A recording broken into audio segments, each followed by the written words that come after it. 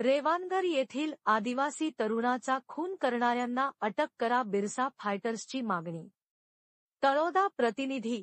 तळोदा तालुक्यातील रेवानगर पुनर्वसन येथील देवदास लेह्या पावरा या आदिवासी तरुणाच्या मृत्यूची सखोल चौकशी करून संशयित आरोपींना तात्काळ अटक करा, अशी मागणी बिरसा फायटर्स नंदुरबार संघटनेने पोलीस निरीक्षक तळोदा यांच्याकडे एका निवेदनाद्वारे केली आहे। यावेळी बिरसा फायटर्सचे राष्ट्रीय अध्यक्ष सुशीलकुमार पावरा, राज्य महासचिव बारक्या पावरा, जिल्हाध्यक्ष हिरामण खर्डे, जिल्हा सल्लागार डोंगरसिंग पावरा, प्रकाश पावरा, विलास पावरा, दिलीप पावरा, दिगंबर पावरा, युवराज पावरा, मित पावरा, आस्तर पावरा, ईश्वर पावरा आदी कार्यकर्ते उपस्थित होते।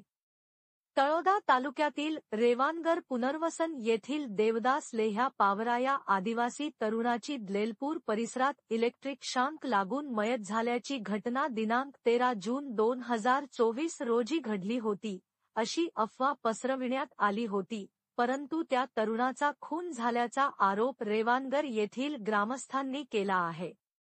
कारण त्या तरुणाचा चेहरा जळालेला, डावा हात जळून तुटलेला अवस्थेत द्लेलपूर परिसरात आढळून आला होता। त्या तरुणाची नंतर ओळख पटली। त्या तरुणास काही जण रेवानगर येथील राहत्या घरातून काही सांगता घेऊन गेले होते, त्यामुळे त्या तरुणाचा खून झाला आहे, असे ग्रामस्थ करीत आहेत।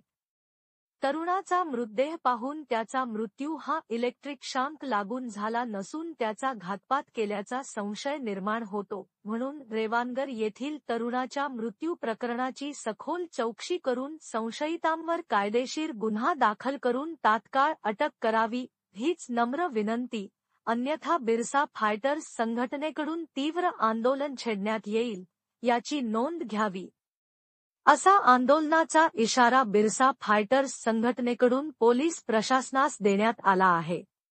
Bureau report, Maybhumi news channel, Maharashtra.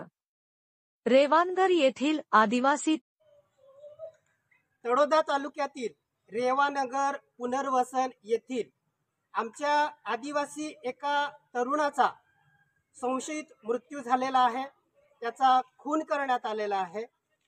त्या घटनेतील संशयितांवरती गुन्हा दाखल करून त्यांना तात्काळ अटक करा, या मागणीचं निवेदन आम्ही आज माननीय पोलीस निरीक्षक तळोदा यांना आमच्या बिरसा फायटर्स संघटनेतर्फे दिलेलं आहे। रेवानगर पुनर्वसन येथे दिनांक 13 जून रोजी आमच्या एका आदिवासी तरुणाची इलेक्ट्रिक शॉक लागून मृत्यू झाल्याची अफवा पसरवण्यात आली होती। त्या तरुणाची ओळख पटल्यानंतर त्या तरुणाचा मृत्यू हा इलेक्ट्रिक शॉक लागून झालेला नसून त्याचा खून करण्यात आलेला आहे, ही बाब समोर आली आणि तसा आरोप रेवानगर येथील ग्रामस्थांनी केलेला आहे। म्हणून संशयितांवरती गुन्हा दाखल करून त्यांना तात्काळ अटक करा, अशी आमची संघटनेची मागणी आहे।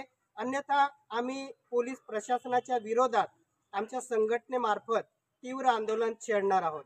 जय बिरसा, जय आदिवासी।